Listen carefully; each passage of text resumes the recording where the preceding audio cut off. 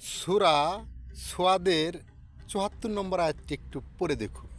সেখানে আল্লাহ তাআলা বলতেছে, কিন্তু ইবলিস সে অহংকার করল এবং অস্বীকারীদের দলভুক্ত হয়ে গেল। এখন আপনার কাছে আমার প্রশ্ন, আপনার বিবেককে একটু প্রশ্ন করেন তো, সেই ইবলিসের দলভুক্ত আপনিও হচ্ছেন কিনা, বা অস্বীকারীদের দলভুক্ত আপনিও এখনও হচ্ছেন কিনা? কারণ ইবলিস আল্লাহ তাআলার যে হুকুমটি না পালন করার কারণে অহংকার করল এবং অস্বীকারীর দলভুক্ত হলো। আপনি কি সেই কাজটি এখনও করছেন না করছেন না? একটু ভেবে দেখুন তো।